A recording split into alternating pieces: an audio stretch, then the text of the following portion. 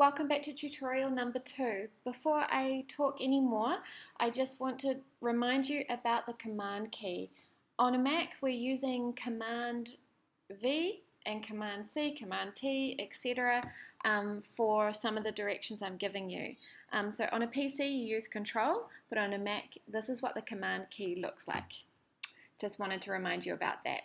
Another couple of things I wanted to remind you is next to you and also on your Google Art Classroom, there are two cheat sheets, one for the toolbar and one for the pen tool. And all of these little options here I'll go over later, as well as the pen tool. So let's go back to our trace. So our logo drawing. What I'm going to talk to you first is about, number one is saving. Illustrator does not automatically save. See this little star here? That means I haven't saved. So you need to really need to get in the habit of pressing Command S, or here, File Save. You'll see there, Command S. Now the star is going away, and that means that I'm saved. I'm safe.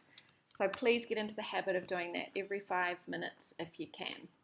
Now, I'm going to talk to you briefly about layers. So to find your layers panel, just like in Photoshop, go to Window, Layers.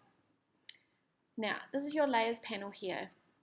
To create a new layer, you press this one here. It looks like a little page turning over.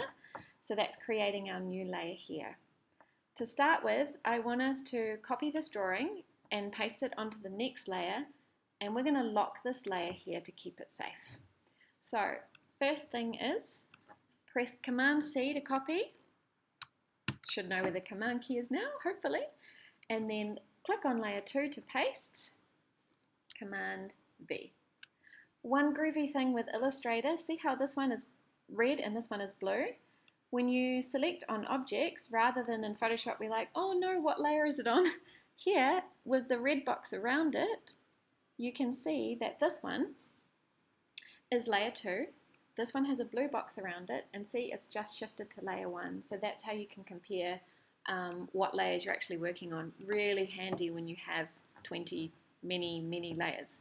So what we can do now is this layer here, I'm just going to lock it and keep it for safekeeping. So this little box here, we can put the little padlock on. That means we can't move it. So what we're going to do is we're going to also turn it off because we don't need to look at it anymore. We're just leaving it there to keep it safe. So turn that eye. So it's still there and you can turn it on anytime. So I'm going to turn it off because I don't need it. And that's quite handy when you're working on little details and everything's in the way. You can just hide them with this little eyeball looking at you.